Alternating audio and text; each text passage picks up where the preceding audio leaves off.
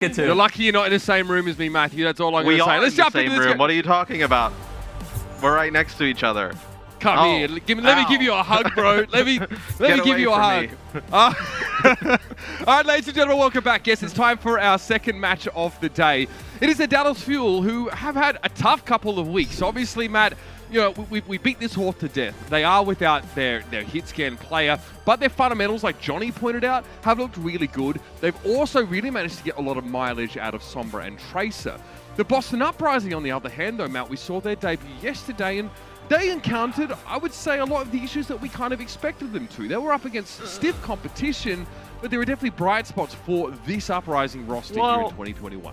If I'm being honest, I think the Uprising were a little bit underwhelming to me yesterday. I thought that they probably should have put up a better fight against Gladiators, and we just didn't see that. And maybe we see them put up a better fight today. It was just not the Boston Uprising I expected. I expected this Boston team to really kind of push some of these teams up near the upper echelons of NA and really give them tough games. That was not what we saw the other day. Hopefully we see it today. We can take a look at the Boston starting lineup. No changes from yesterday, so not really too surprising. I think they also had some issues yesterday keeping Youngbung alive, which they're going to run into today, right? With the Sombra, the Sparkle Tracer, and the Doomfist in the mix. Oh, yeah, and let's not mention the fact that Fearless is playing in this match. And Stand 1 is going up against the main tank that he used to understudy for, right? These two players, they both got Shanghai logos set up in the lobby. Obviously, they both, were competing for the same role there, and it was definitely the Fearless show. So Stand 1 knows he has a tough matchup ahead, especially when we've seen this Fuel roster get a lot of value out of the ult cycling between Ana and Winston. That means that this backline, Myunbong as well, would want to try and play aggressive, will want to maybe be, Matt, dare I say, audacious, but he'll be under a lot of pressure a lot of the time. Let's have a look at the Dallas Fuel starting roster here. Many people, Matt, this has sort of been the general consensus, and I want to get your take on this because I'm very interested. Yeah. Some people have leveraged criticism saying that maybe the backline, maybe the supports of this team are one of the weaker facets of it. Do you agree? Do you feel like that's unreasonable? Where are you at on it? No, I think if you looked at this team, right, and they had a hit scan player, let's say if Exy, was still on the roster, you would look at it and say that the supports is the biggest thing you have to question about. But when they have field, I think it's also because of some of the stuff that the Outlaws did last season. If you remember, they were rotating supports so much early on. I think that's where people get scared a little bit. They're already not feeling the best about them at times. And then also you see them rotating so much, where I probably imagine fans would like to see Fielder in a little bit more or play consistently. But they swap between all three of them. All three of them rank about the same in our IBM power rankings. As you see, the first map in the series will be Nepal. And I think it's a support core that will just get better as the season goes along, but man, the rest of the roster is so stacked. Like with how good Fearless is at Winston and the other tanks, everything that Sparkle can do, it's almost like the Washington Justice, where like, yeah, their support may not match up to the hype of everything else, but still really good players and more than enough to get the job done. I mean, that's maybe what made that match yesterday so interesting, and this one will definitely be curious in its own kind of way here. The Dallas Fuel look like they definitely have a front line that can cause problems for the Boston Uprising. I mean, Field's not in this game, so we won't harp on it for too long, but he was playing the Brigitte and Rappel was playing the Ana as well. I think a lot of people knew Fielder as being this really dominant Ana player on the Eternal. Not so much the case here, at least that's not where he's going to be getting used. We expect the Dallas Fuel here, of course, on a map like Shrine. I mean, you probably see them play like Reinhardt-based compositions. You can play the Winston setup here, but could be tough stuff for the Uprising to sort of challenge. We'll have two vastly different compositions here to start with. Something going on with the shield and the basketball here in the spawn. I'm 37 playing the Sombra potentially. It's like Anchorman, like the reporting when they go out. It's blowing a gale out here. Back to you in the studio. We saw Boston yesterday. They ran some Sombra Doom stuff, Sombra Reaper. This time they're coming out with Sombra Echo. The Sombra will deter Dallas if they play it quite often from running some of that Doomfist compositions. But the Dallas Fuel, they come out with Sparkle on the Symmetra early on. Let's see exactly what this is. Okay, that is... That's rather uncouth. A teleporter to the high ground. Fearless as well. I don't really have wings. I can't challenge the high ground. I don't have a jump pack. What I do have is a teleporter. That is... I don't think Boston were ready for that at all. No. And even if they were, playing up on that high ground and seeing Fearless come up there as Ryan and just kind of trying to trade with him, even heal, you're just not going to be able to do so. See already at 60% to a shatter. Let's see what Boston decides to do. Against this Symmetra, they have to be careful because if they take their time up on the high ground, you're going to see the TP come in straight up again. The initiative must be Boston's here, as Dallas have shown they're more than happy to take the fight to the enemy. Stand 1 down early here, and Hanbin is occupying all of the attention of Valentine right now. He gives up his mech as a result, but goes for an instant remech with the self-destruct to get back into the fight here. But really, he's not needed at the point. The Dallas Fuel with 5 are looking cozy. And Hanbin taking Valentine out of the fight is huge because he's the source of damage you're really worried about. If everything else is just kind of an even matchup on the point, you feel great with the May Reinhardt combination against like Winston, Sombra, even their own diva from Boston Uprising. So Valentine will have a duplicate here, probably going for one of the tanks. Repel, expecting this kind of push here, so Amp Matrix thrown on the point. Not really intended for anyone, actually. Maybe more so for his Amp healing. Yeah, they can't really push on through, so it'll buy them some time. Valentine's just peeking around the periphery here. Doesn't want to expose himself to fire for any long period of time. The duplicate. Okay, Valentine's in on the Reinhardt here, but Faith has already gone down. Shatter. Oh my! That's nasty. Fearless on the charge. Valentine stoic here, but he's probably pretty upset about that one. And again, no real opportunity to get a shatter of his own here. Dallas remain in control, 90% and ticking on the clock here in the Uprising. They're struggling to really force the Fuel to dig deep here. Yeah, Stand 1 jumped on top of Fearless. They hacked him. They duplicated him. He still lands a huge shatter. This will be a rally. It's cut off by the May wall there from Faith. He finally gets onto the point, but still trying to push into this Doha May. It does not look good. The Uprising are trying to start 3 different fights at once, and none of them are working out for them. The Dallas Fuel look vastly more composed, vastly more cohesive on that first round. You see that, that fight begins, Punk just gets lasered out of his mech. He can't do anything about the Symmetra.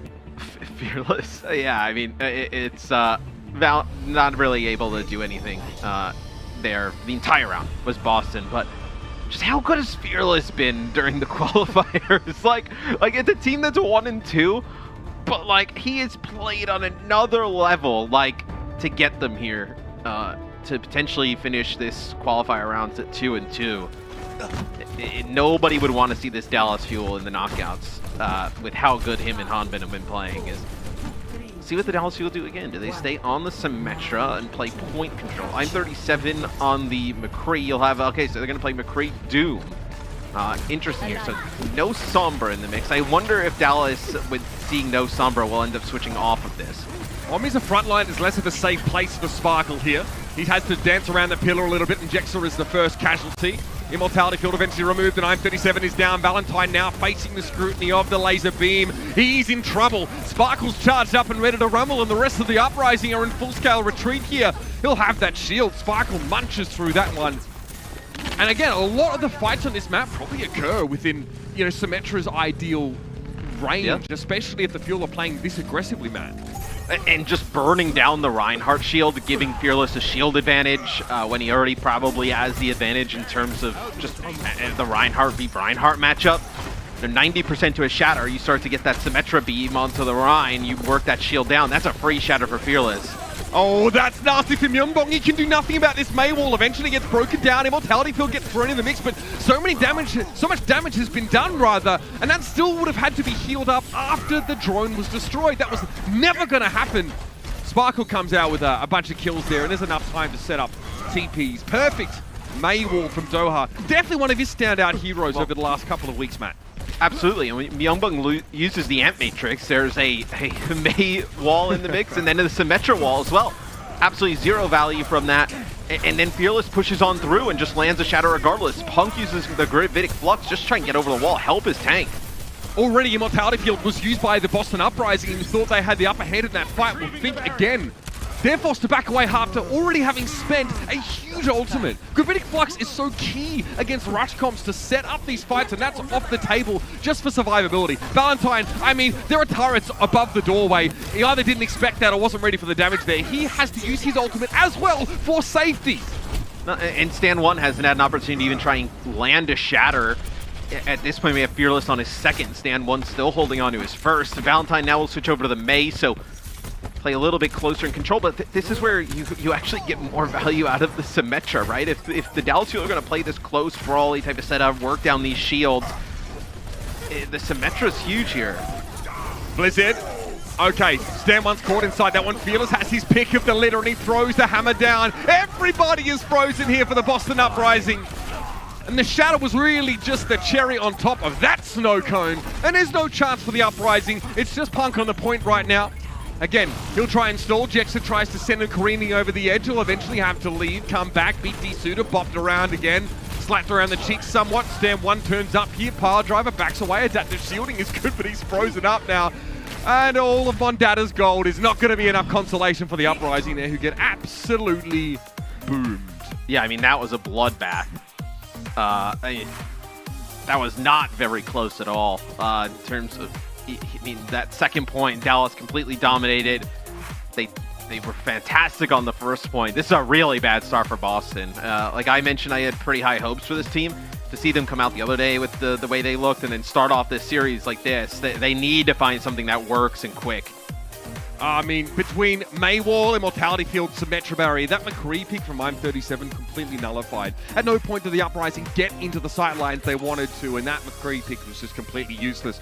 We'll be back after the break, ladies and gentlemen. The Boston Uprising, it's a rude awakening, and now they've got a lot of work to do in Map 2.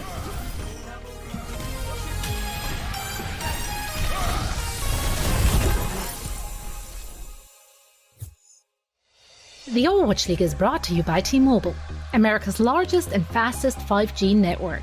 Set your sights on the competition with T-Mobile.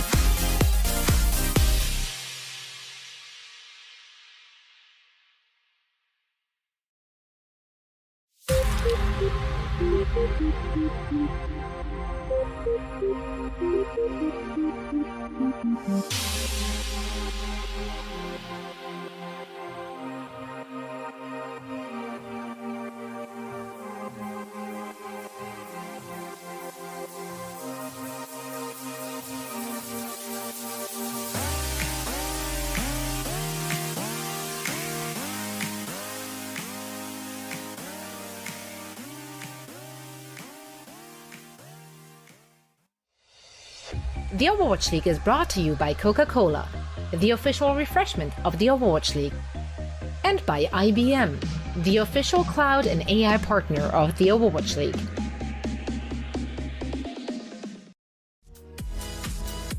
Welcome back, ladies and gentlemen, to this matchup between the Uprising and the Fuel. And speaking of the latter, all three of their support options nestled together between 16th and 18th here in our power rankings with IBM Watson. That's week 1 stats as we enter week 2.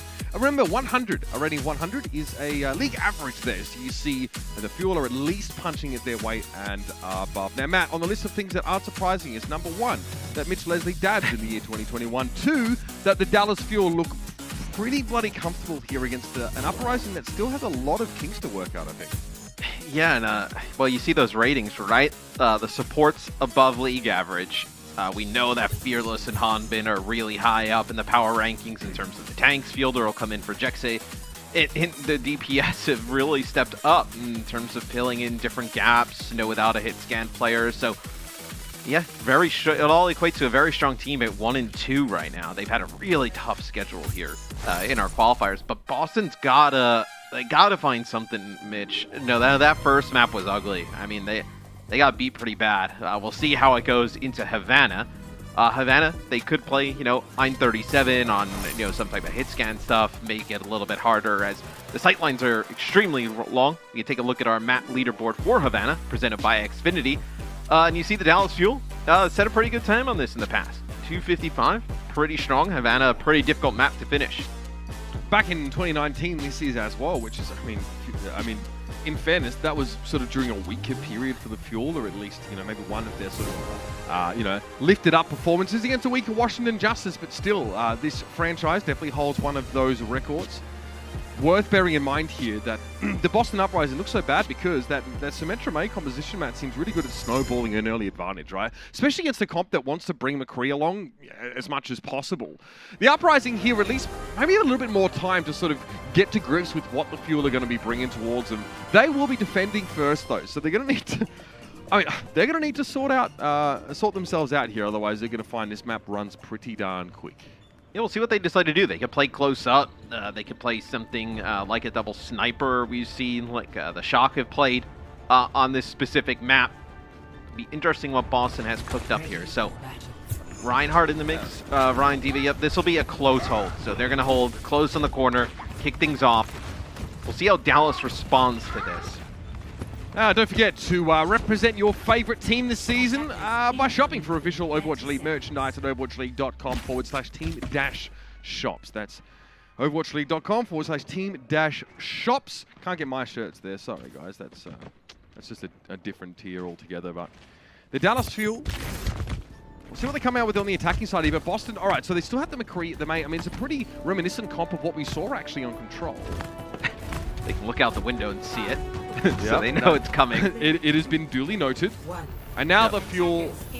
Okay, Sparkle Doomfist here to start with. This could be an issue if the Uprising want to play close.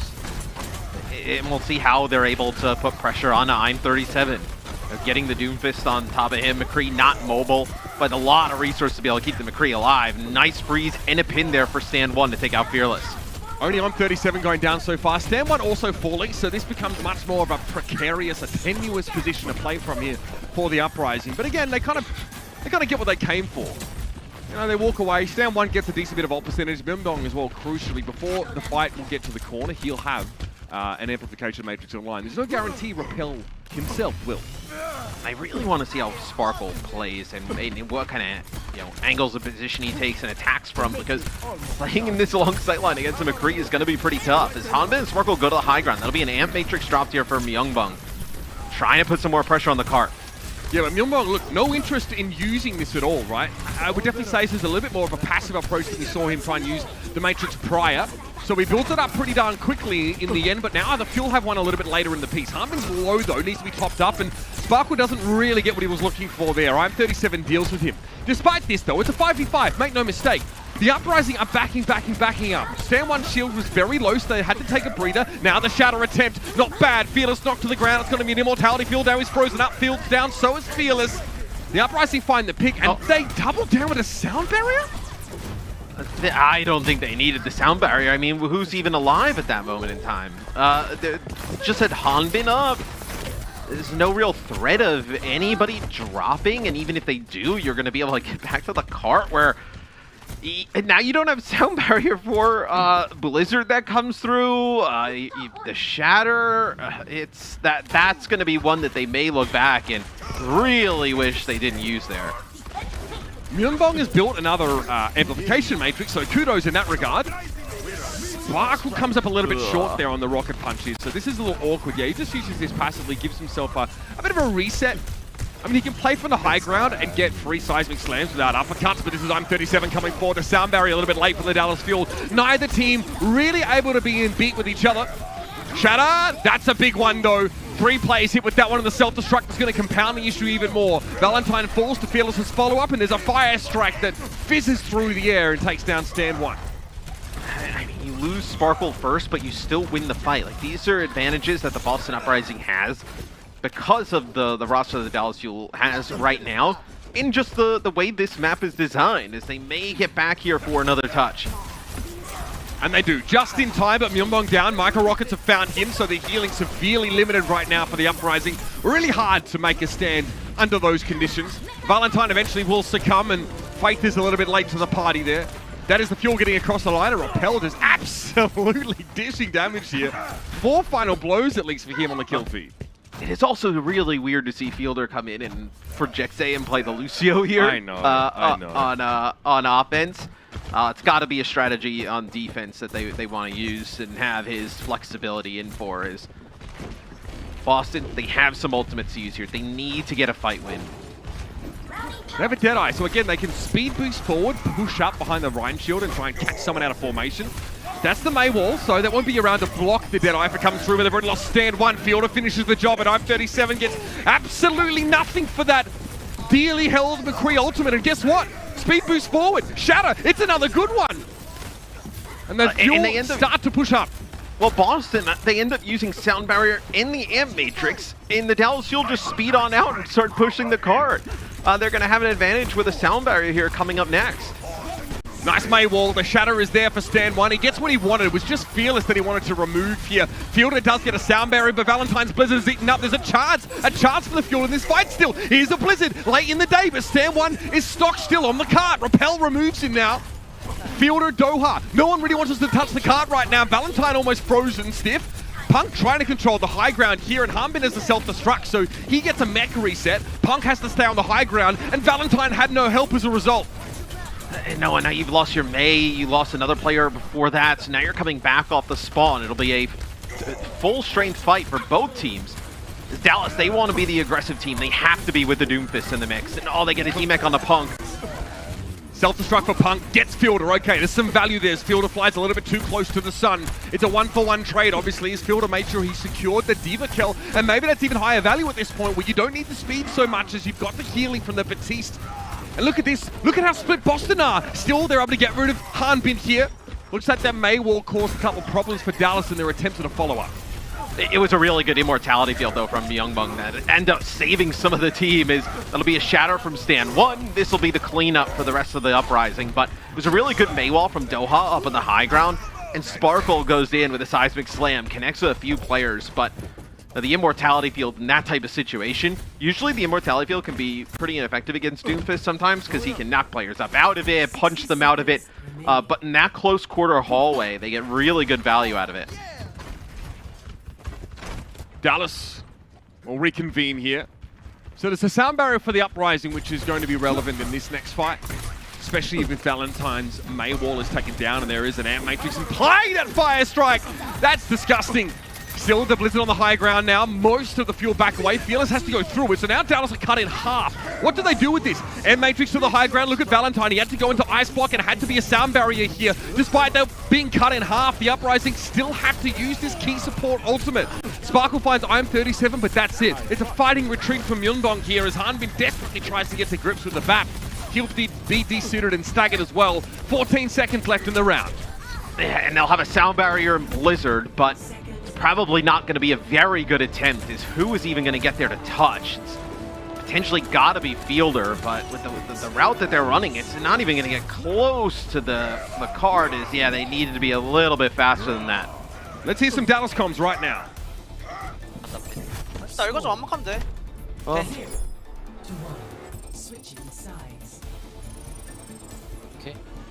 우리 하던 거 하자. 우리 잘하잖아 이거 수비.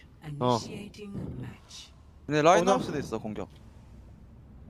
뭔가 정리 안 된다 싶으면 공 더 올리고 뺄 때 확실히 빼고 그렇게 하면은 내가 봤을 때 충분히 완막 가능해 이거. 우리 지금 이게 방금 우리가 맡긴 거 그냥 뭔가 제대로.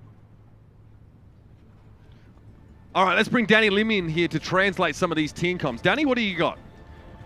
Hey Mitch, thank you. So from what I heard, they said, you know, we're really good on defense on Havana, so let's just play how we always do. Someone just mentioned that Boston Uprising might go with the Rhine on the attack, so they were looking out for that as well. And I also heard a comm saying that, you know, just when we're pushing back, push back. When you're going in, go in. Just be very decisive on how they play. And that's all I got for now. Thank you. Thank you very much, Danny. And yes, Matt, Dallas, they pull up short here in the second phase of the map. Yeah. They kind of run out of gas as they were looking for more opportunities. But Boston, they find some cohesion at a crucial moment. I mean, that was the first round that you've really seen, at least in this series, like the lack of having that McCree option. The Sparkle Doomfist was not extremely effective.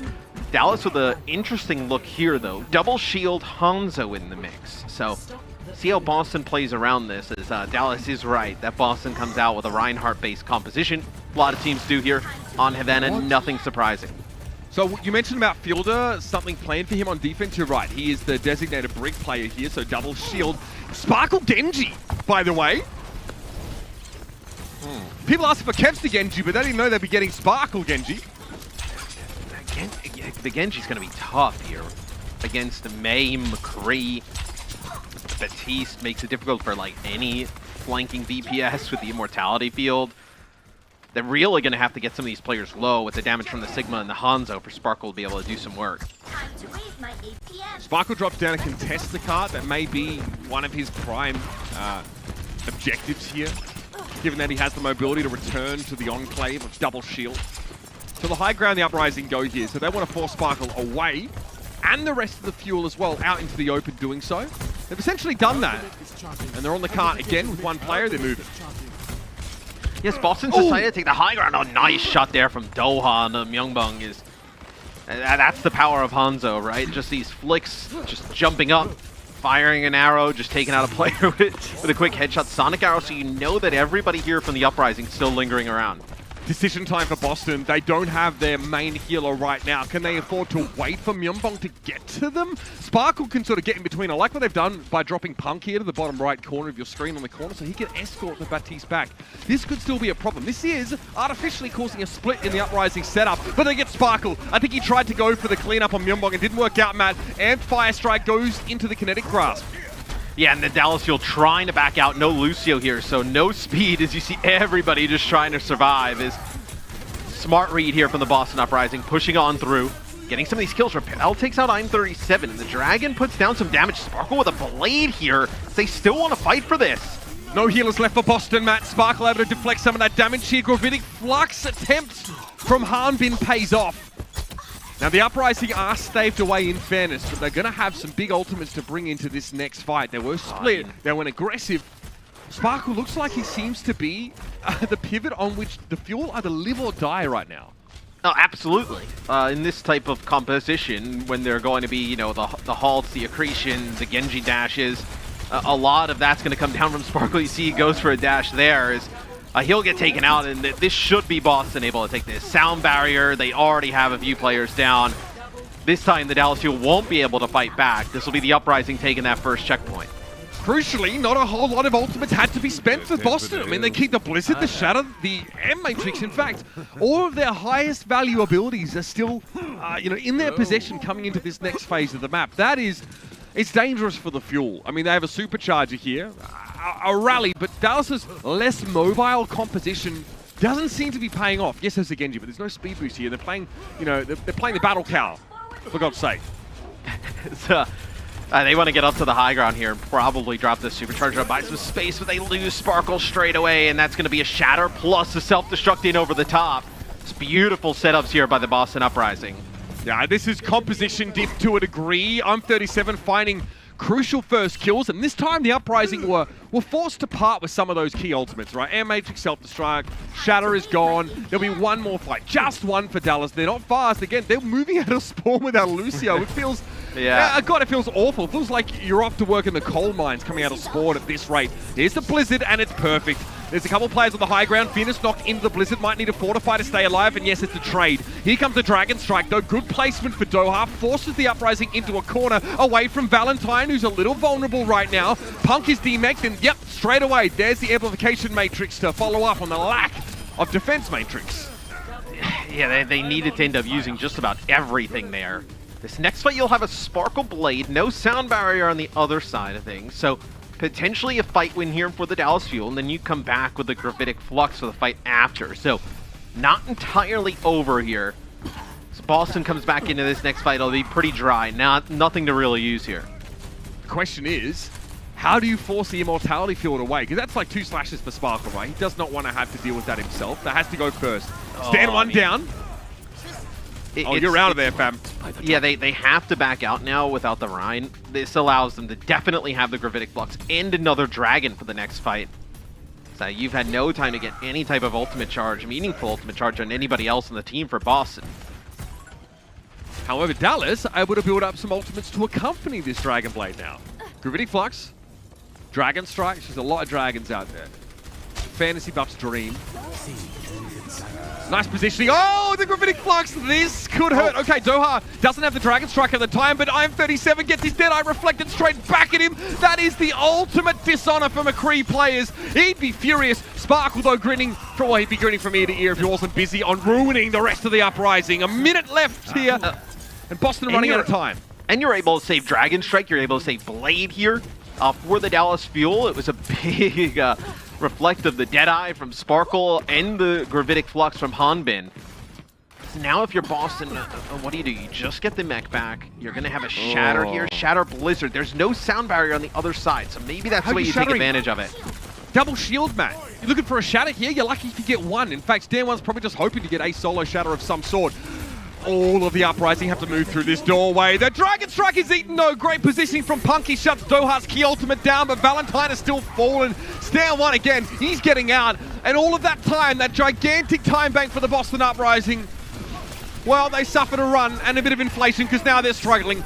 Sparkle with the Blade, Immortality Field thrown down, removed instantly. Now it's to Shatter. It's a big one from Stan One with the Genji in their way. They actually can't push up. It's like a 4-player Shatter, but it's not going to be enough. And Sparkle claims 2. He'll look for more now as the remnants, the dregs of the Uprising try and scurry towards the cart, but it's just Punk right now dealing with Hanbin. Shield's going to be in his way, and the hapless Australian is desuited. It's just going to be Faith playing from the top of the tanks, and there's no chance through the touch. A Wrecking Ball 4-way on the card. Stan One is able to keep things going a little longer here, but he'll roll away. And again, Dallas have still a ton to work with. Overtime is over, and the Boston Uprising are cheated out of a potential map win by being unable to overcome this composition, right? Getting 5-player Gravitic Flux and the Deadeye being reflected.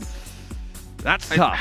I tell you what, though, it's a really good opportunity for Boston to win that map with how close they were to pushing the payload over the line in that type of situation with a favorable composition. To not win that one, that is really going to sting for the Boston Uprising now. Down 0-2 in the series. Feels like all the momentum with the Dallas Fuel.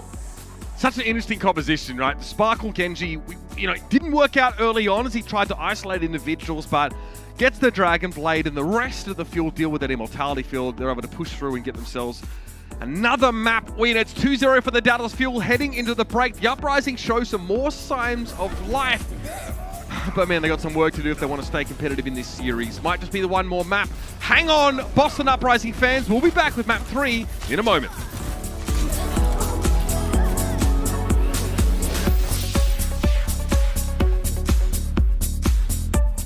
The Overwatch League is brought to you by T-Mobile, America's largest and fastest 5G network. Set your sights on the competition with T-Mobile. And by Xfinity, the preferred internet provider of the Overwatch League.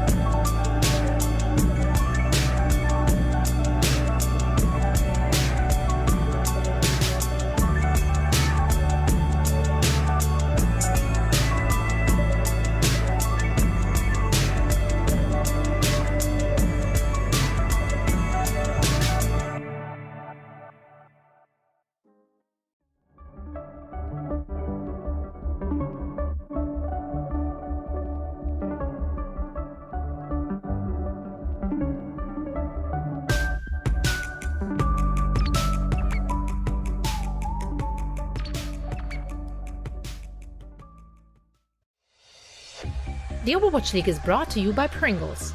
Stay in the game.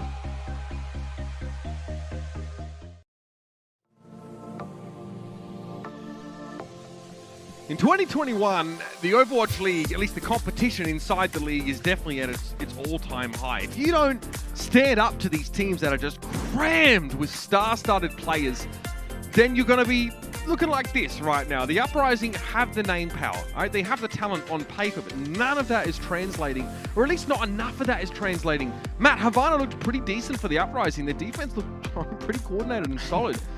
But it falls apart when it's their turn to attack here, and they get very little in that second phase of the map going.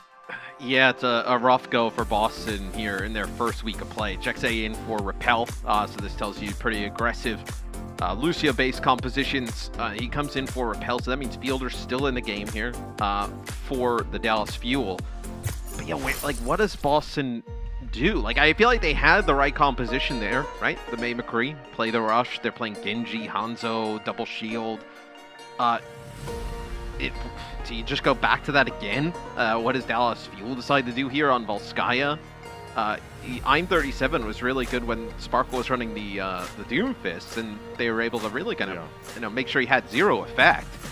But then when he got on the Genji and they started to roll, there was no response from the Boston Uprising. So we'll see what Boston decides to do here on their defensive side. For Volskaya, they'll be on defense first. We'll get a look at what they're going to try and run. I just thought the composition was interesting, right? It was Baptiste and Brigitte from the Fuel. Normally those two are in different, separate types of compositions. So they don't have the Lucio speed boost, and you saw that. You know, they're just traveling along. They're so slow, but they still wanted to play that sort of double shield setup here. We'll see what the Dallas come out. The Fuel come out with here, but the Uprising. Okay, so. Well, let's get a look at this, because I don't think we've really seen this in this series yet, right? This is a decent amount that caters to double bubble. The ultimate is so powerful. If it gets rolling, if you're cycling, you know, between your Ana and Winston ultimates, you have this unkillable Monka in your front line. But I almost feel like if you're the Boston Uprising, you don't want to play. Do you want to play this, you know, double bubble mirror, let's say, or allow Sparkle to play something like an Echo against you? Like, I think your best chance, or the best kind of compositions you probably would have liked is like those Reinhardt, May, even the McCree matchups. So now Dallas Fuel, this is going to be really close together, right? You already have the Reaper in the mix, but now you bring in Moira to play with the Lucio. This is going to be a very kind of Death Volley style comp. That makes things risky. Yeah, it'll make things risky to get too close. I mean, there you go. I mean, Valentine already gets blown up there. I think that was probably a hack from Doha that precipitated that kill, and everyone just runs in. The speed boost of the Dallas Fuel, and they're all over you. Sparkle now is well able to follow up on this one, and all of a sudden Stan One doesn't really want to be there. Even all the healing Sparkle was getting, though, there was enough damage to sort of overcome that, and Boston find that pick. And Dallas Fuel here in the later fight is where their composition starts to run out of juice. Yes, they try and go challenge up on the high ground after getting that first pick. Just not good enough there. Valentine switches from Tracer to the Echo, so realizes they have nothing to do with this Echo up in the sky outside of Hanbin's Diva, but you know, the defense matrix so powerful to be able to help this Winston. So that means Dallas, I mean, their directive is already to go fast, right? They want to pick, they need a hack on this Winston. All right, they get Stan One, yeah. That's all they need to do. Blow up a target like that straight away. Now, a lot of the initiation power's gone. You just move on to the next tank now. Zaya doesn't have a great target to give the friendly bubble to give her the charge, because no one's standing in front of her at all. She had to turn around to get that second bubble value, and no one's looking at those targets yet. Stan One gets his own bubble down right before he gets hacked, and then they use the Zarya bubble basically straight away. Yes. That gives Dallas Fuel full reign to just speed on through, get the Reaper in his face, and Stan One did not last very long after that. He's totally fine with just burning through that Zarya bubble. Are you saying maybe that he Winston bubbles later, because he obviously overlapped the Winston? Well, the Winston bubble was, I mean, he needed to save himself, and he knew that they were going to get really fast and push in. You probably could have saved the Zarya bubble a little bit longer, at least until he would have been unhacked and then got his jump back, right? Then he could have kind of leapt back towards the team, try to get some kind of help from Youngbong. Still, longer fight. Boston in their first fight, so they have a bunch of their ultimates online as well. There's a lot that's about to happen in this fight. Nano on a Valentine before the fight even starts, and that'll be an EMP. Yeah, Valentine got his wings clipped, gets brought down to the ground.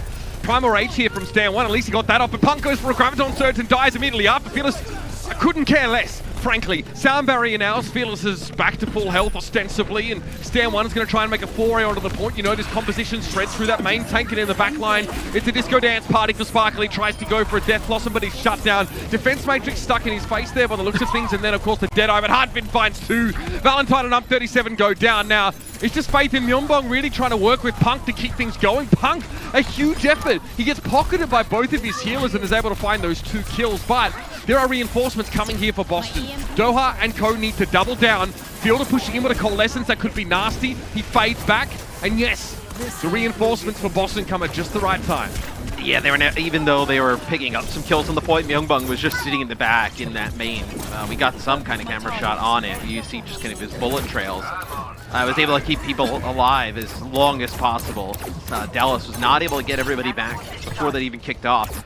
Here, though, for Dallas Fuel, you're going to have an EMP. So with how much progress you've garnered on the point, you know, just about 80%, Boston's going to have to play for that point straight away. You're going to be able to drag players back to get a big EMP here. I'll just stand on the point here. Yeah, I mean, he'll just wait for Boston to get dragged back here by some other thing, but yeah, you gotta dodge the spy check here. This is like a Mission Impossible movie. Okay, the EMP comes off still. There is a sleep dart, but it's a little bit late in the day. Myeongbong trades his life out for Doha's. Yeah, after the fact that Stand 1 goes down, doesn't have a lot of protection. It's Diva Winston on defense, remember, for the Boston Uprising. So no bubbles at all here outside of Stand 1's shield. Harbin is a self-destruct over the point here, and Punk's just going to try and buy a little bit of time now. It's going to be a rally from Fate to try and keep the remnants of Boston nice and healthy, but really there's too much front load of burst damage here. This is nice. Stand 1 has a nano boost and has a primal rage here, so there's a lot of stall available. With I'm37 dead-eyeing there from the background, this will force the Dallas Fuel away, but for how long is the question, Matt? Fate and Valentine both go down, and now this primal might have to be used. No or not? Just don't step on the point. That's totally reasonable. Yeah, I mean, they had the primal, they had self-destruct, they had some ultimates there to stall that out. No, that's not able to get back. That's fine. Save it for next round. Look, this is the long game, Matt. No bloody worries. Yeah, I mean, they were not able to get back towards the point. So, Dallas, they complete the map. 2:27 in the time bank. Dallas on their defense, what do they decide to do? Maybe they can play, I mean, they could play Sombra Echo, possibly, with the double bubble. That's a possibility here. We'll see what they decide to answer with on defense, but the offense looked really good. Boston there, unfortunately, yeah, missing a chance to get value out of the primal rage here, but some of these defending fights look really good. When Punk's getting a lot of resources, by that I mean he's getting a repair pack and being pocketed by Myeongbong, he's able to keep Boston in the fight there. So Dallas, it looked like later in the fight, they're focusing a deeper mech and maybe not the sort of supports there. So again, your focus can definitely slip over these long rounds. This is how it went down. This is that EMP. Watch the sequencing here. Oh, it gets off basically. That's a second before he gets slapped. You can't be any faster as Myeongbong. As soon as you get a glimpse of, you know, the Sombra's phasing in, he hit the sleep. It's just, you need a brick for that. You can't really do it with Ana. At least, I mean, I saw Alarm do it once maybe, but it's got to be almost so instant. hard. Yeah, it's got to be almost instant. As Dallas, they'll put Sparkle on the Tracer, so full-on aggression here from the Dallas Fuel is. I will see Valentine in the Tracer matchup going up against Sparkle, and I'm 37 staying on this McCree. So, well, there it goes. Valentine wins that Tracer 1v1. So huge here for Boston. They got to take advantage of this, though. Yeah, they need to now collapse here on this front line. Oh, okay. That's a double flashbang onto the front line of the Dallas Fuel there. They were hit with a friendly biotic grenade, Dallas. They thought they were just going to, you know, try and sustain through this fight there, but I'm 37 just, he snaps them next, I'll be honest with you. Nice start for Boston. Extremely fast take here for Boston. I mean, that is the best kind of sequence of events we've seen from them all series long, as they'll be able to take point A. Oh, now they'll be able to take point A. 6 minutes on the clock. Good patience from Stand 1. Backs away. Body block, flashbang. The brick in the corner just swinging away as well.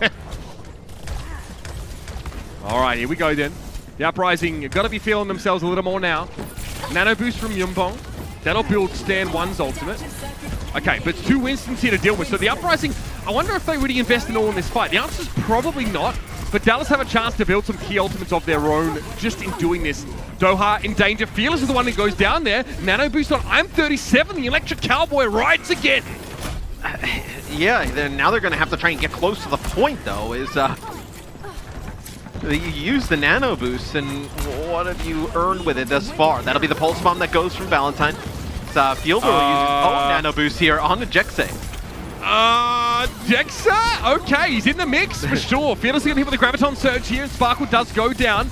Rally in play right now for Fate. So the Uprising now, they're using all those ultimates here. Primal Rage for Stand 1, hit with the Biotic Orb after, so he still gets all of that health, and Fielder, yeah, he's down. Just Jexe. The rally is there, so the Fuel have enough healing for the time being, but somehow Dallas need to find a way to make this grab really work. Bubble thrown on the high ground, it doesn't protect the people inside, they grab it, Doha gets a sticky bomb kill, focusing being to follow up there, but it's Boston with the numbers right now. 4 minutes and 15 on the clock, and they look snappy, they look real good on offense. I mean, really strong offense there for Boston, but in Dallas looked terrible on D. Losing. How fast did that 1v1 go between Valentine and Sparkle to kick things off on point A? pretty much instantly allowed them to just walk in, take point A. And then they got extremely aggressive on point B, Dallas, which, I thought that was a good move. Get aggressive, push them, trying to get some of their own ultimates up. But as soon as we got near the point, there was no answer for Boston. So don't forget, the kill feed indicates a solo kill, but you can still do damage and not be credited for an elimination, right? We were talking about this morning. Obviously, you need to use your abilities quite often to get that offensive assist. So it looks like a 1v1 on the kill feed, but it might not actually be a solo kill by definition there. Obviously, there's a lot going down, and maybe the focus was just quite good from Boston. Regardless, that's a 2-minute and 15-second time bank lead for them right now. And the Dallas Fuel, so whatever they tried on defense before wasn't great, but they just need to put it out of their mind and try and go for a blistering speed here. You have to secure this if you're Boston. With the way your first series of the week went, no, you can't have a 2-minute, 15-second lead and let Dallas kind of run the table here. So this is a huge amount, not just for Boston Uprising here today to keep the series alive, but just in terms of their May Melee qualifications. This would be a brutal loss. Important for Dallas as well. They want to go into next week 2-2 if they can. Fearless patient play here around his bubble. Dallas incrementally taking some control. Now they want to move inside the mega room here. Doha gets a little bit too close to the Tesla cannon. Harbin slept but instantly self-bubbles here. He won't get much charge from that one though. Fine if he sticks one to Fearless. There he goes, comes back in though, and he's clearly doing enough damage. Looks like Myunbong, he struggled there. Good involvement by Fielder. Maybe a bio. Really good push here for the Dallas Fuel. Good patience from Fearless, like you mentioned. Hanbin was asleep. Goes in, really nice bubble placement. Don't know if it was intentional, but it gave him like some type of cover when he was going up the staircase, and then also could just dip down into it on top of the mega health pack. It'll be Dallas. They'll take point A. They'll have a nano, so you can nano for primal, you can nano to try and build grab here. A few different options for the Dallas Fuel to try and take point B. So 3 players sat up in the back here, and the other 3 for Boston will play in that left-hand corner, wanting to drop down. And now stand 1 to get into the fight without having to use a jump pack. Nano boost for Fielder here. That's straight to Fearless. He goes into the back line on 37. That is from downtown. A biotic grenade that connects with the McCree for the Boston Uprising. And I'm37 had no idea what hit him. Now Fearless can follow up that early effort here with the primal range. And the fists find Fate. Now pressuring Punk down on the point. Pulse bomb for Sparkle. He left that on the floor. The Uprising had no choice but to walk forward and step on it. And now with 40 seconds left in the round, the Dallas Fuel are poised to take point B a second time. Fate, it was Valiant, I'll give you that, but not much more to it. And it will be Doha there, just a celebratory EMP as the Fuel speedrun the map. And they do it with 27 seconds on the clock here, man. That's so annoying. That is really bad for Boston. Because you don't expect Dallas's defense to be as bad as it was. You burn a minute or 2 here at point A.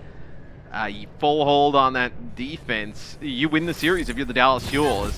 We take a look at Sparkle's POV. For a second there, I thought he actually stuck the Tracer and then the grab came in. No. Looks like it just went up against the wall there, and then the grab came down. Grabbed 2 players. You caught Valentine with that pulse bomb. That is, Valentine was not ready for that at all. And I definitely think that the Uprising now realize that there's a lot of pressure on Boston now. They probably felt really good as they completed the map with 4 minutes plus in the time bank. Probably felt a lot of the momentum was on their side. Maybe they got a little bit too happy, a little bit too celebratory there. You don't know what's going on in the comms and how they just kind of generally feel, but I know after rolling through them in offense, maybe they let up the gas a little bit. Now all the pressure is on them, right? They've given up the complete map again. Let's see if they're able to do it though. 4 minutes and 15, a very, very long time. The Fuel would have been absolutely furious about how they gave up them. Oh no! Again, Myunbong! Unbelievable! Picks off Doha down range, and again the Dallas Fuel go into a defensive fight, a player down. Doha switches over to the Sombra now and needs to return to the fray as soon as humanly possible. In the meantime, the Uprising, they're poised to strike. we'd have to see how that happened. Is some nice shots from Myungbong, but I said I was like, I'd be shocked if their defense is this bad again. As this time just sub Sparkle dying out first for Doha. So now you're going to have a lot of time for Boston to get this second checkpoint. This is going to be one of those really long 2CP games. I feel it is. Boston, they'll take point A here. I mean, to lose your Echo as well. I mean, you can't. That is a large source of the damage. You can't dump altitude easily on Echo unless you actually have like your flight ability available that lets you, get a burst of speed in a certain direction. You're kind of stuck out there in the open like a Mercy and Guardian Angel descent. So no, maybe a shot from I-37 or something, and two shots from Myungbong finish him off. Like either way, tough start though for Dallas. Yeah. This pulse bomb from Sparkle, it needs to be another absolute banger. Nano boost here. Stand one goes on in. Jexa backs up. Pulse bomb dropped in there by Valentine. Doesn't connect, and Fate's gone down elsewhere. So somehow, Fearless is able to get more work done with his nano boost. Doha traded for Faith. I think you take that for the Dallas Fuel for the time being. Sparkle, maybe not now. You're in the red. He's just incredulous about that one, but that's the risk you take playing this Sombra Tracer comp against a McCree. It buys a bit of time for Dallas though, and Sparkle will be back in the fight. Yeah, you'll get everybody back here for the Dallas Fuel. Boston not being aggressive, not pushing up here. They're going to wait for the bubble. Now Stand 1 goes in with the Primal Rage, just looking for anybody. To do what exactly? Hard to say. 3 plays here with the EMP and Punk. I mean, that's the best one to get. No Zarya bubbles available, and the Pulse Bomb connects. And finally, when Stand 1 actually locates the supports, he just gets slapped. That Primal Rage got absolutely nothing. EMP comes down, probably wasn't even that necessary from Doha, if I'm honest. I mean, Matt, the Fuel can spread so much more than the Uprising, right?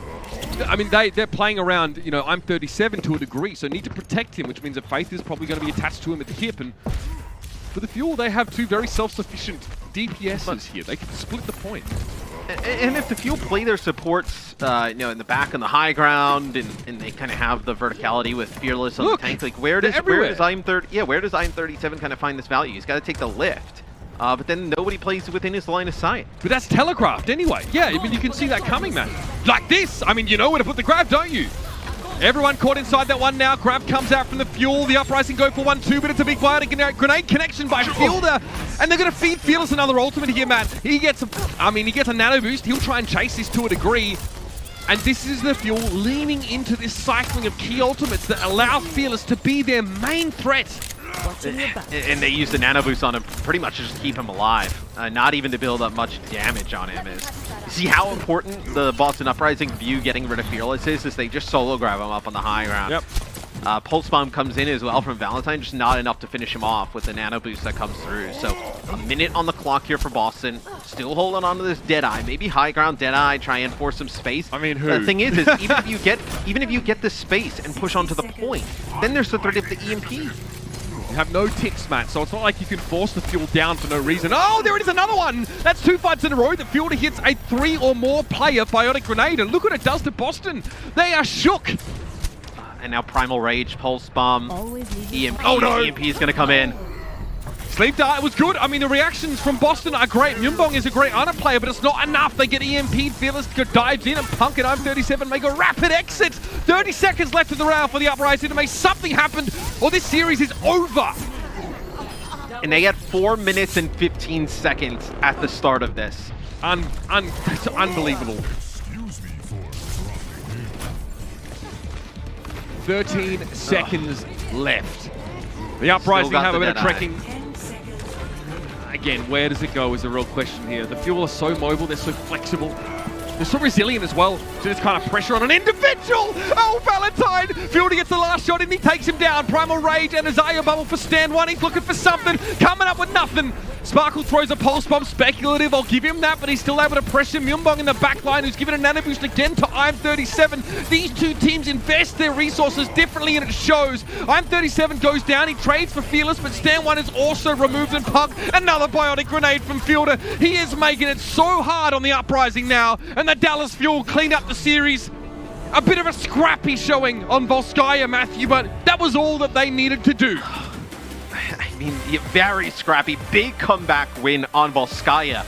for the Dallas Fuel. But the Boston Uprising, real bad week, man. Man. 0-2, 0-6 in terms of the map differential. Team you expected to be in contention to make it into the knockouts. They got to have a massive week next week. This is a map where they could have potentially turned the series around, right? They finished with 4 minutes and 15 seconds in the time bank. Very good amount of time to be able to run it back pretty much on Volskaya. They take point 8 almost instantly and no attack at all on B. Big win for Dallas here. Gets them the 2-2 qualifying stage. I mean, make no mistake, the Dallas Fuel have shown their weaknesses, right, to multiple teams these last couple of weeks, but very few of them, in fact, only really 1 or 2 of them have been able to sort of use them against them. That's a 2-2 week for the Dallas Fuel, and your player of the match presented by Xfinity is Fearless. Pretty hard to deny that this guy was just absolutely out of pocket this game. Again, a lot of good backup from his backline in Arnacomp's where he looks good, but it was actually the Reinhardt play I think that impressed us the most, right? There's some serious MTD going on. Oh, absolutely. A lot of help from the rest of the team. It seems like Dallas really kind of playing around Fearless right now, but it pays off. He has been absolutely lights out throughout their first 4 games. Even in their losses, he has been tremendous. And in this matchup of the former Shanghai Dragons tanks, right? Stand 1 and Fearless, the tanks for the Dragons last year. Fearless definitely gets the better of Stand 1 in the Boston Uprising today. I mean, in fairness, Fearless is the one who gets these nano boosts. He's the star right now for the Fuel, whereas on the side of the Uprising, most of those resources are being diverted towards I'm37. So Stand 1 has to do more with less from his team. Still, this is what a player who's emphasized by his teammates looks like. I mean, Primal Rage kills per 10 is 4.3. Jump Pack kills per 10 is 10. He's getting involved. He has, on a tank, a main tank no less, he's hit that sort of 10 final blows per 10-minute threshold here. That is, it's absurd. And he's able to stay alive while doing it. A lot of the times you're seeing some other tanks for certain teams getting focused down, taken out of the fight early. Fearless, that has not been the case. You rarely see him be the first one to drop. Always being able to stay alive. I think it's also a testament to supports. We talked about their IBM power rankings, not the highest, but still with the way that they're supporting Fearless and the way he's playing, Dallas is going to be a tough out for anybody in the knockouts. And Fearless, of course, goes from being a laughingstock to the harbinger of doom and demise here for his opponents. Yeah. I think Dallas will probably disappoint him out with the 2-2, to be 2-2 at this stage, but you have to bear in mind they've taken on 2 top 3 teams here, so... Are you really that upset with the fact, what, you lose to Justice, you lose to the Outlaws, who look very strong, right? You get a win against the Gladiators, which is a good win. And it all happens when your hit scan player who allows you to play May McCree setups has to retire and take a break right before the season begins. Not a ton of time between when they lose XE and the season starts. I don't know if you can be too upset if you're the Dallas Fuel about this. 2-2, you get wins over good teams. You can show you can play stuff that's not exactly the meta and still win. I think this is a pretty good series for the Dallas Fuel, these first 4 games. Well, again, they had to play, as you kind of put it, in a suboptimal way in order to get these wins, yet they still look good doing it. We're going to take a quick break, ladies and gentlemen, and when we return, we'll break down the action we just saw in this series.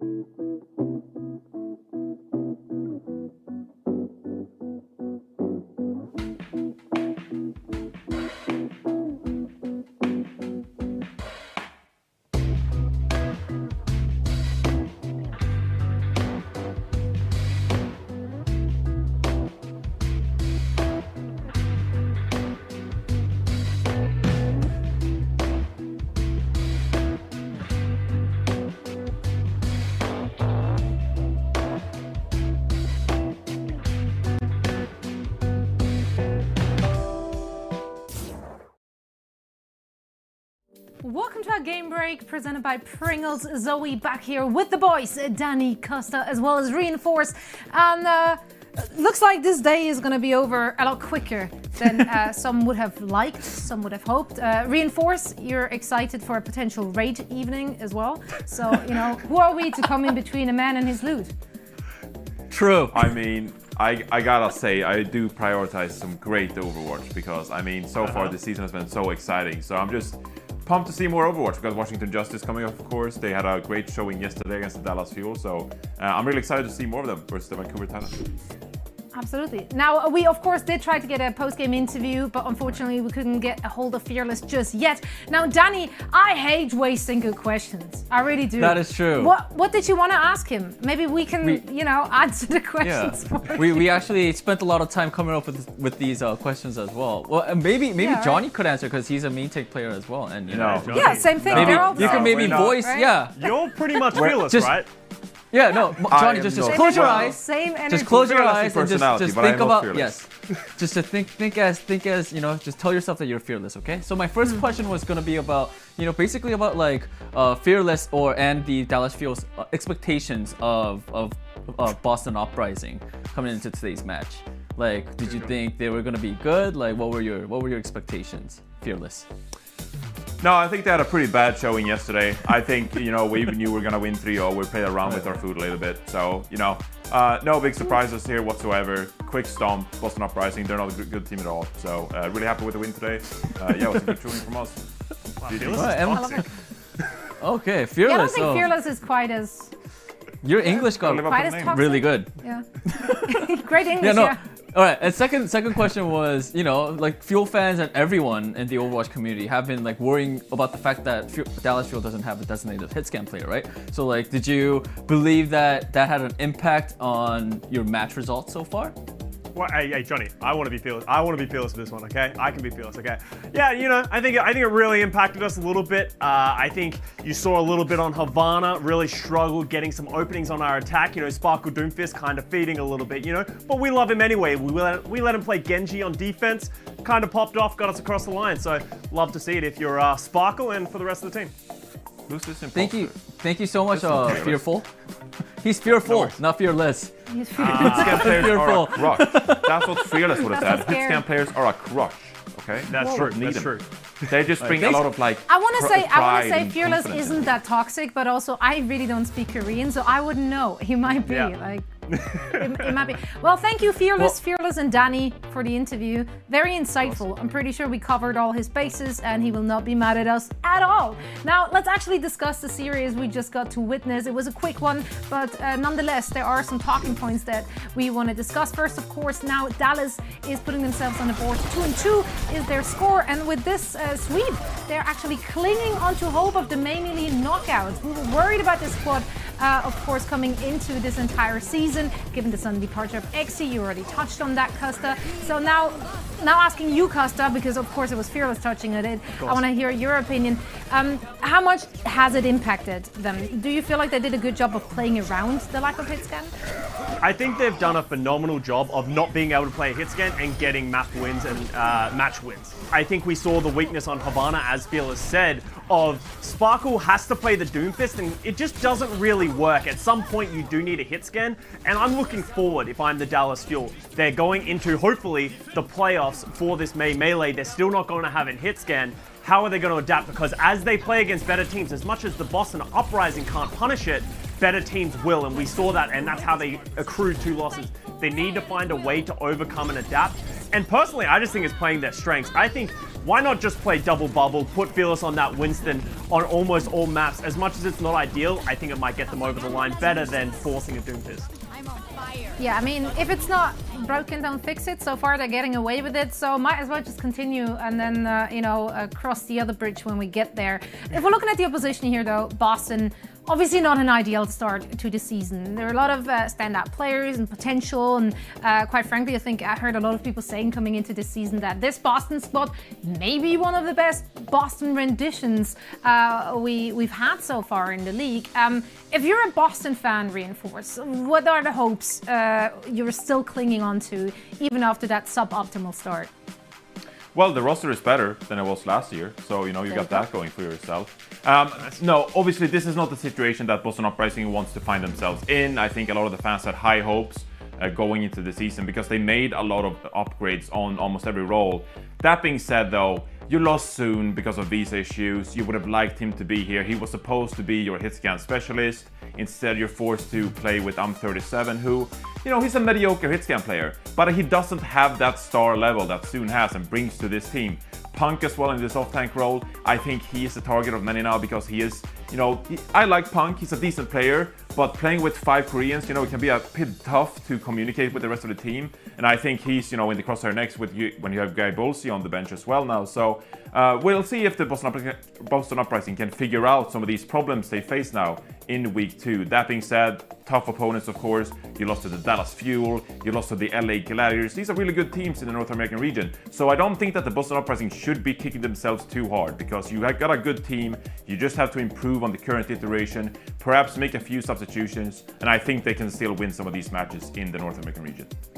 Yeah, definitely not quite a point to paint it all black because quite frankly, like this is week 2 of 19 weeks. So, you know, we still got some time. We still got some time. No reason to panic just yet. Now, up next is our final match of the day. Of course, the Vancouver Titans.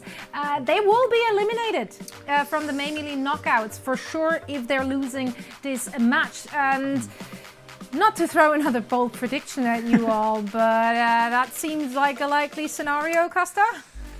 Yeah, if you're Vancouver, you're almost certainly terrified of this Washington Justice roster. We saw them yesterday, and they looked exactly as well-oiled as we expected. They have such good individual talent. They were a little bit shaky at some moments, but when they all came together, it was terrifying. Mag had a great opening match. You know, the hype is real for him coming into this. Fury great on that off-tank, and then Decay just dominant on the hit scan. I even liked a little bit of Jerry on the McCree. It was great to see Jerry back. I miss you, Jerry. I love you. Yeah, that's all. I'm going to go with that. I'm going to commit to it. That's just it. That's what we ended on. I just had to go with it. Jerry has always been the winner of the hearts, and performance completely put aside. I'm a big Jerry fan. He's Jerry, man. Like that's all I got. Now, thank you guys so much for breaking down the action and, of course, letting us know what we should be looking forward to in this very next series. It is time for bold predictions with Pringles once again. And you know what, guys? We may or may not have struggled so far to come up with stuff, so True. I'm just passing it along to our casters. They don't know about that, but here it goes. Matt, I mean, Mr. X, Morello, I think if there is anyone who can come up with something very obnoxious, that would be you. So what's your prediction for this match? Yeah, if there's anyone who can come up with something obnoxious, it's me. That's amazing, man. I'm gonna be like, oh, here's the bold thing. I was like, Vancouver's gonna win a map in this series, but I don't know if I can even say that. Oh my. Yeah, bold welcome prediction to our pain. Bold prediction. Well, does it have to be about this match specifically? Yes. Yep. All right. Life in general, you know. Bold prediction is we'll see Jerry for at least 2 maps in the series. They won't play Decay and Assassin the entire time. Yeah. I mean, if they had Jake on the team, maybe they throw Jake in there, play some. I don't know. I mean, who knows what we see from the Justice today? I think Uber is not impressed. They're clicking. Well, at least I have an opinion. Mitch just doesn't. You know, he just uses these big words nobody understands. He's using these big words, and you know what everybody's excited about? They're excited about Carl. They're excited about the picture that I drew, showing really what hypes the people up. You know? Yeah, I mean, he'll be my next casting partner at this rate, Matt. Just keep it up, bro. I mean, thank you. I mean, all right, we'll chat the desk later on. I mean, it's just as well unpaid by the word. You saved the league a bunch of money in that segment, but now I'm going to make it back in full. Okay, look, on the face of it, let's be honest. This looks one-sided, right? I think the Justice. I mean, what they did to the Dallas Fuel is definitely sort of sets them in like the top 3 teams in NA at the very least, right? I think that's very conservative. It's not a bold prediction, as it were.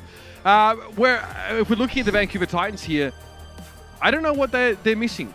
Maybe you can tell me because they just don't seem like they have the firepower. I hope you guys out there can hear Mitch. I can. So I think he's doing a fantastic job. Yep, there he goes. He's going to walk through me. I'm sure whatever he was talking about was fantastic. I'm back! Can you hear me? Sure. Yeah. Good. I'm sure whatever you were saying was. It looked like you had a lot lot of passion behind it, so I'm sure it was great. I'm really impressed because you saw I was talking and you sat there in silence, knowing that my mouth I wasn't sitting here in silence. I had just a smug grin on my face because I knew I couldn't hear you, and there wasn't really many options I had. So I just decided to throw you under the bus. But it's good to have you back now in my ear. So what were you? Well, I don't want to like bore the fans and have them hear what you were saying again. But give me like a 2-second breakdown of what you're. Okay. I think this is one-sided. What do the Titans need in this team to make them look more competitive? That's it. That's all you said. That's why I said it took like 40 seconds to say that. Oh, that's what yeah. casters do. This should be the Justice really kind of asserting the dominance, or really kind of showing that upper echelon type of team that we think they will be. We can take a look at the Titans starting roster here. The Titans 0-3, but they have won maps, and they've had look close on some maps against some other teams, which is saying something, because some of the other teams at the bottom portions of the league have not won any maps against some of these top teams. So the Vancouver Titans come in, definitely the underdog, but can threaten the Justice in certain situations. Yeah, I mean, look, I think some of my favorite parts of this team are Rolf Baptiste has looked really good, very, very solid. Pride Wiener looks extremely assertive and extremely capable in that off-tank role. I think, every time that we sort of, kind of looks like Rich Campbell now, I think of it, but every time we sort of get his face cam, he's always yelling down the barrel, right? He's always making sure that, I mean, you're a flex tank, you're a diva especially, so you go between the front and back line a whole bunch. It's kind of hard to get a clear picture of the whole fight, right? Because you're so focused on trying to either protect or a player or run down another one.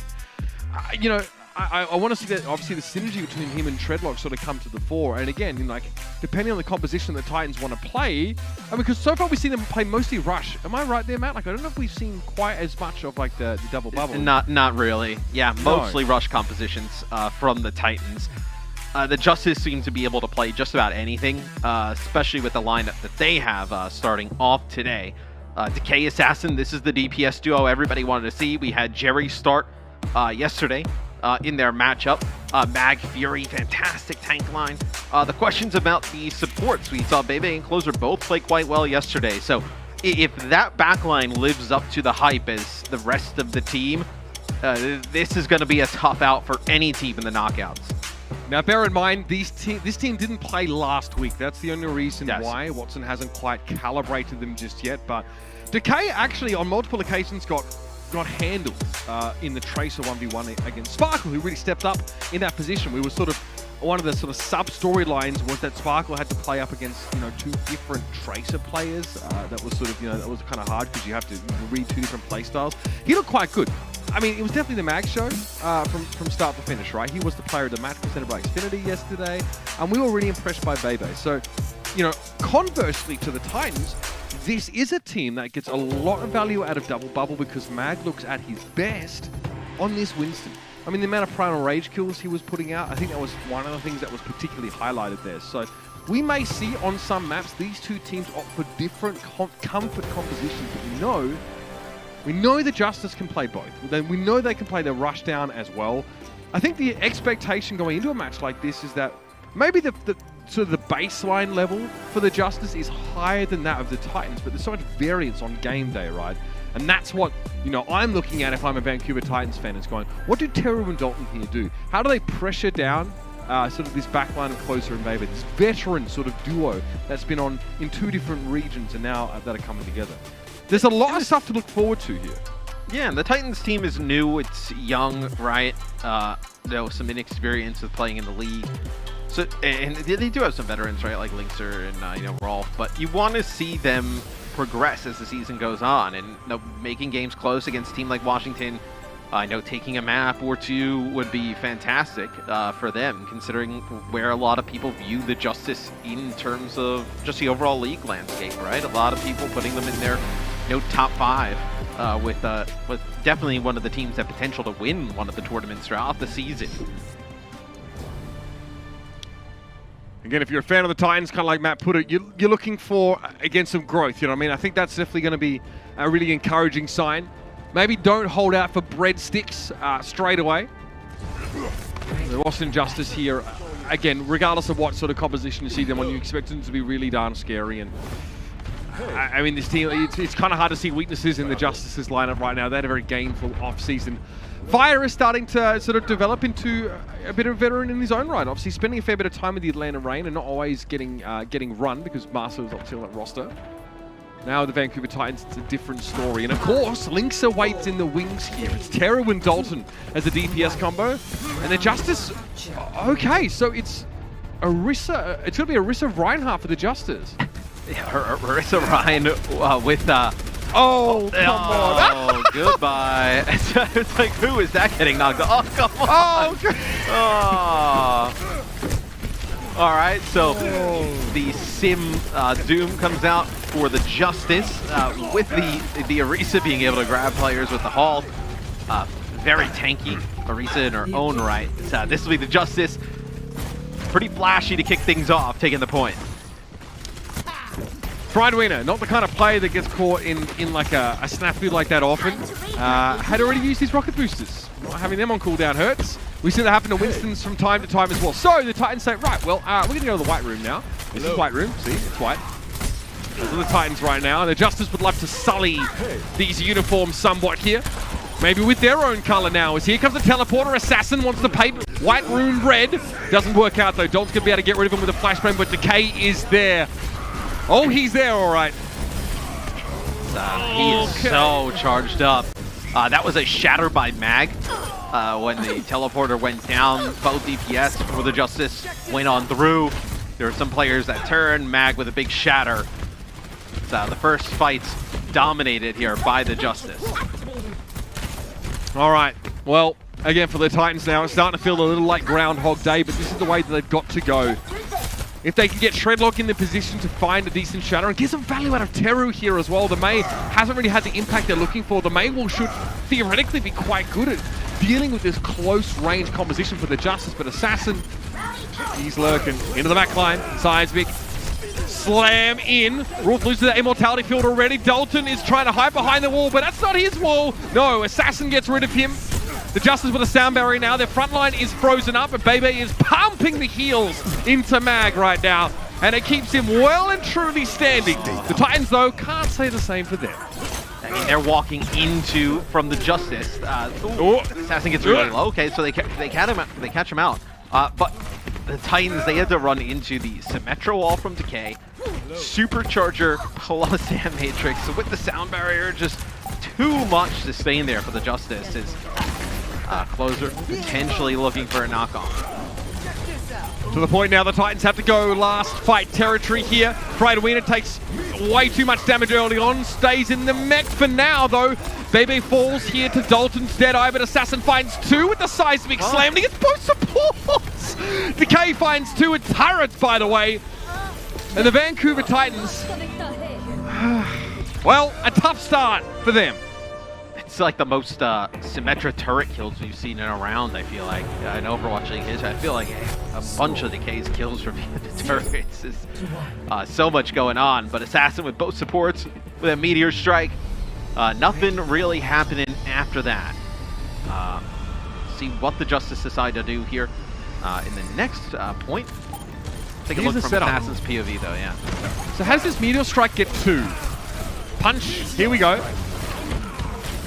Oh, the Halt! Beautiful. Yeah. Oh, Fury! That's and the perfect. Shatter turned right into the shield, yeah, so this would be very odd. Okay, I was going to say the Justice, there's no way they run this. Ryan Ball, what? So they'll run Ryan Zarya Doom with the McCree. This time the Titans, they bring out the Symmetra, and they also are going to run the Sigma instead of the Diva, so, or even the Zarya. So interesting choice here for the Titans. Maybe a concession here to Mag. It's going to be a little bit hard for Mag to find these big shatters here. Two shields in the way, kind of annoying. Decay on the McCree, that's exciting. Dalton will try to Symmetra now. Maybe giving the supports away to split off here, or at least, yeah, to contest the point when it becomes available. That TP is down. How do you pressure Decay here? A couple icicles coming in, but elsewhere, Rolf just gets absolutely drive-byed by Assassin. And now Decay, I mean, no one's looking at him, man. This is the perfect time for him to go forward. Accretion finds Mag. Mag's dealing with double shield, by the way. And Dalton, in a later fight, is able to get enough charge here to look like a legitimate threat, but he's a little low. Facing Fury down now. Great barrier from Friedwiener. And Fury in a very difficult situation. He's basically in a 3-on-1 here. Dalton has the Symmetra wall. Thought about it there for a second, but didn't need it. Now he's going to drop it with the Amp Matrix that comes down.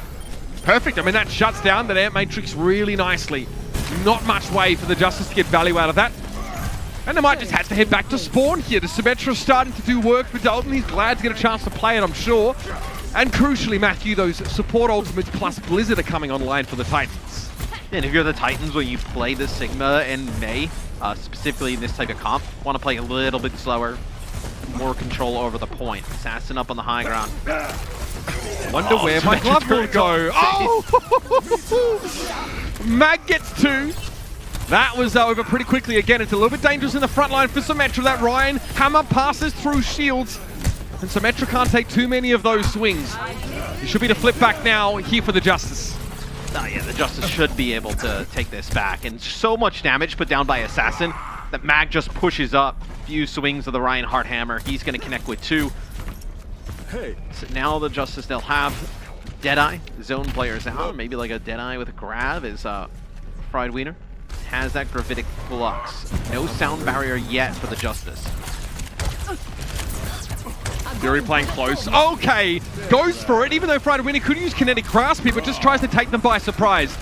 Decay attempts the Deadeye. A jerk of the right shoulder. They get and it will be Friedwiener down. Yep, yeah, that's enough. You get the Sigma, you're gonna have to back out. This allows the Justice to get closer towards that sound barrier, so when they do use that gravitic flux, you're gonna have sound barrier for it. It's pretty big.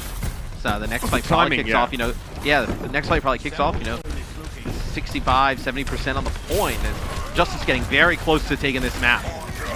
Ice wall up, Dalton knows he's getting flanked. Assassin, a cat amongst the pigeons, but Dalton deals with the Doomfist now. The hammer comes down though, and it is another completely one-sided fight for the Washington Justice. They cannot deal with this flank, or at least they can, but as soon as they turn and deal with Assassin, there's a threat from the front that is even more nasty. 81% on the clock here in the Titans. It's got to be now. They've got to come up with the goods. And both shatters seem to have been going on at the same time. Mag just a little bit faster than Treadlock gets his off. So you're getting close towards that grab Meteor Strike combo. You may not even need it. Amp Matrix for both teams. Mag pushes forward there. Bit of a hop, skip, and jump as he gets past the amplification matrix. Fury gets knocked up here, but he had a personal bubble, if I'm not mistaken. No, looks like he doesn't, because he gets taken down by Friedwiener. It's still just going to be him, though. Mag finds this wild charge, getting rid of Terror, which is unbelievable value. The May had Blizzard available, but the Titans have no chance to use it. And the Washington Justice start on the front foot as we anticipated. What a showing here on Lijiang Tower. Yeah, they're able to live through all of that. Because they have the Immortality Peel, they have the sound barrier. Really dominant performance from the Justice to kick things off. And these are when you're expected to be one of the better teams in the league. And you have a team like Vancouver, taking some of the better teams, very close in some maps, taking some maps. You want to see your team come in and dominate. And that's what we saw from the Justice here in map number 1. Definitely want to see, if you're a Justice fan, them keep their foot on the gas. Yep, nothing less than domination, I think, is expected for the Washington Justice, at least for them and their fan base. Right now, it's looking pretty good, but map number 2 may tell a different story. Stick around and see if that's the case.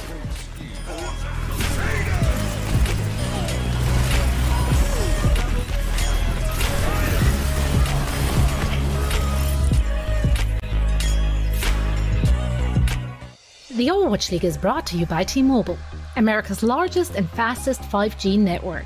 Set your sights on the competition with T-Mobile.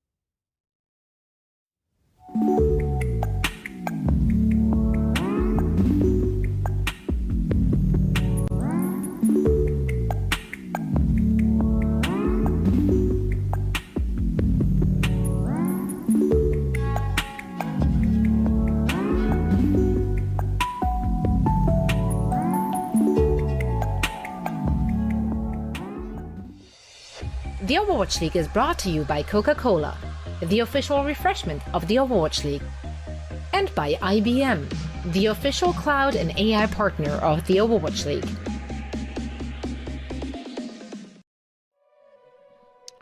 And one more time, following week 1, here are your power rankings with IBM Watson heading into week number 2. This is all, of course, subject to change, and you can definitely expect to see a couple of red logos appear, I think, after this week, because the Washington Justice, Matt, have been putting out the numbers. Especially Mag, but of course, the DPS lines looked really, really good. That was just a very clean map for them in general. I think the only stumble, Matt, was against the Symmetra early on Control Center. Yeah, that was really it. But otherwise, very dominant performance from the Justice. We do have some subs for both teams. We'll have Linkser come in for Teru for the Vancouver Titans. And then for the Justice, we'll see Jerry come in. So Jerry will come in and replace Assassin here.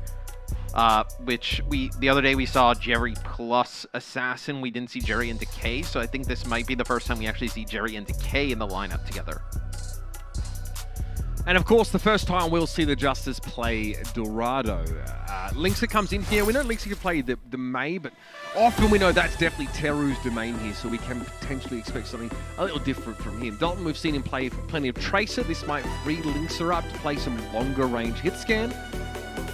But in general here, the Vancouver Titans need to find a way to start to prevent the Justice from doing whatever the heck they bloody well want, because that was definitely what Li Zhang looked like. Even some kind of weird comms. Reinhardt Orisa on Garden, I guess, was a little bit of a strange look. Obviously, it had some unique elements to it, like setting up the Doomfist, which was played all through that series. With Assassin out, you probably don't expect to see that here. The Titans are probably pleased. They're probably wipe the sweat from their brow, because even though Dalton dealt with the Doomfist, he was dealt with Dooley straight after. I mean, it's still not easy, right? Even with Assassin coming out, and maybe they don't play some of those different types of compositions. If they decide to play some hit scan or Tracer, right? You're still going up against Decay and Jerry.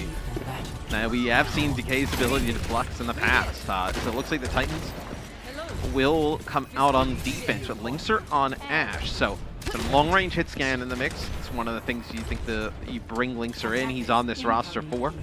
One of our more prolific long-range hit scan players in terms of Overwatch League's history.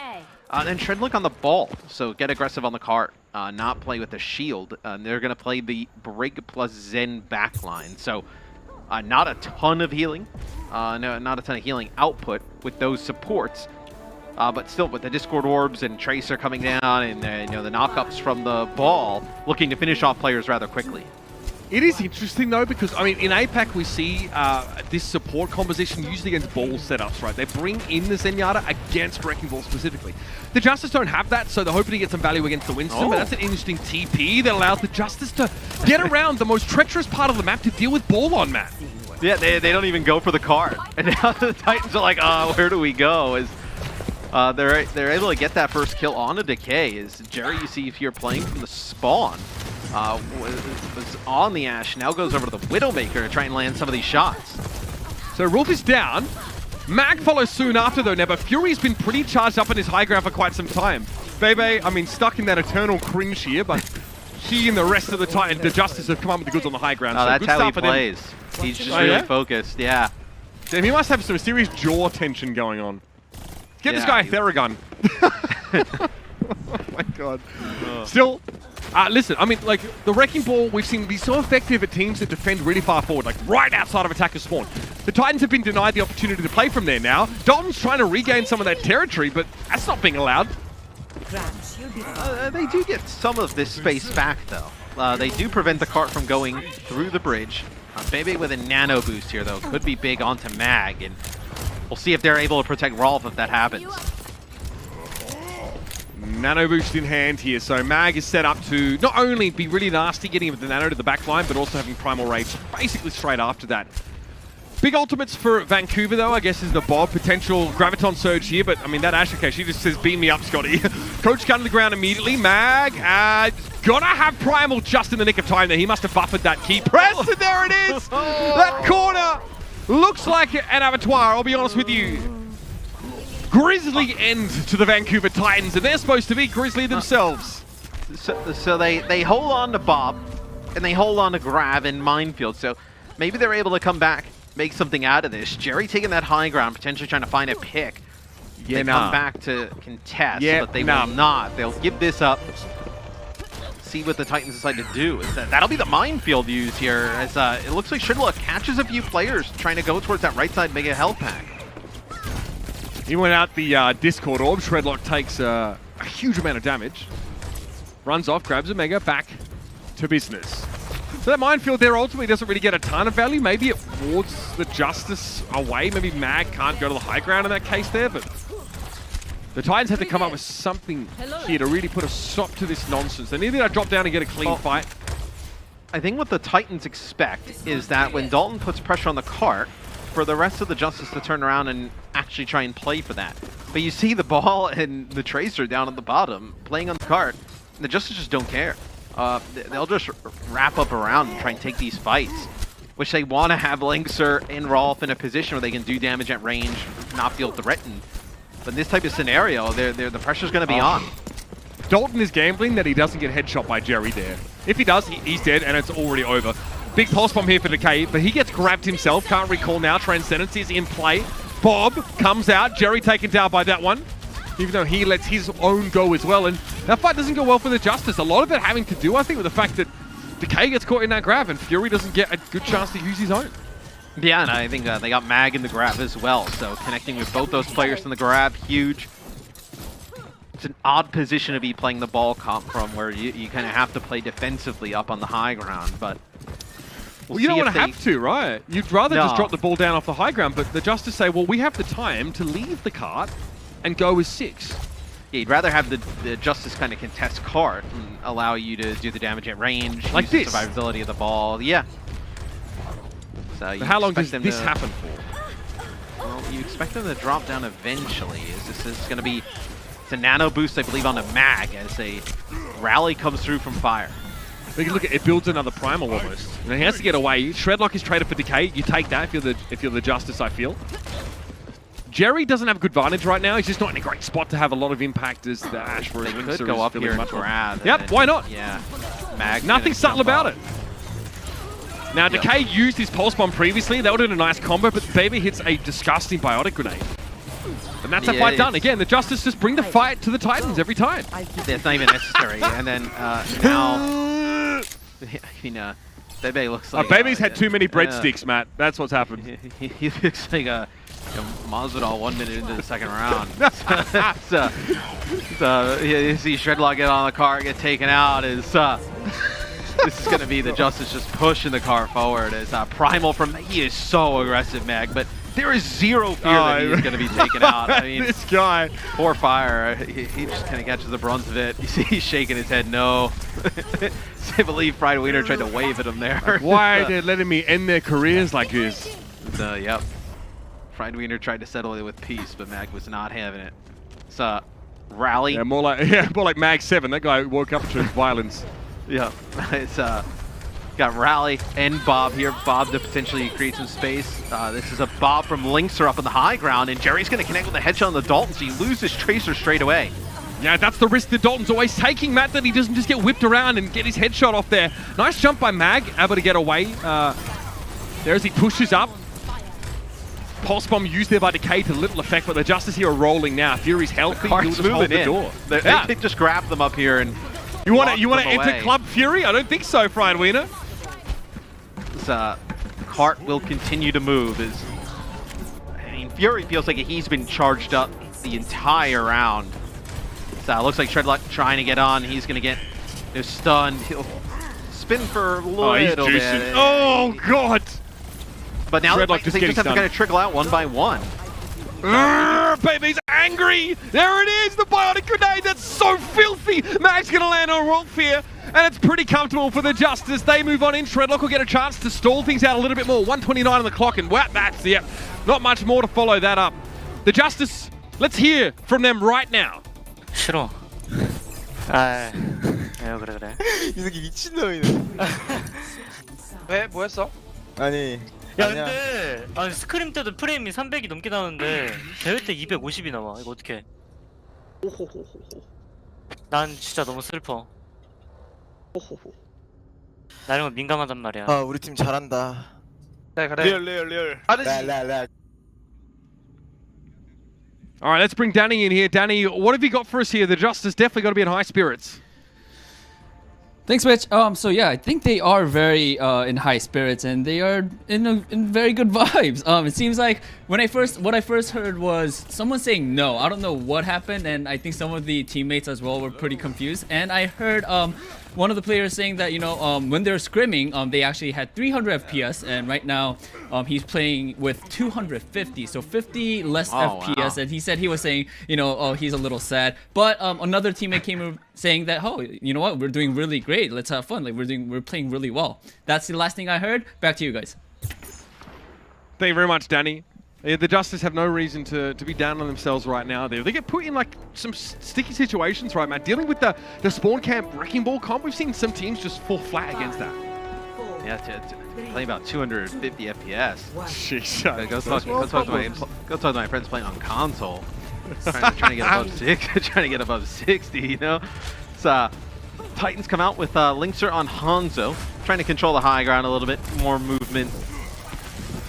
Being able to burst some of these players down is see Jerry on the McCree here. So McCree coming in for the Justice, and they'll also have Fury on the Sigma. First time we've seen Fury on the Sigma in this series. Just more survivability up on the high ground, just trying to get more control over this area, and Sigma just so much survivability alone, able to do that. There's an opening there where Rolf hits an insane biotic grenade, but now he gets one back of his own. Look at this, all the Titans clubbed together right now. Jerry, confidence to peek a Hangzhou like that. He must be feeling himself right now, and Fry Wiener looking more like charcoal on a stick. Oof. Toasty.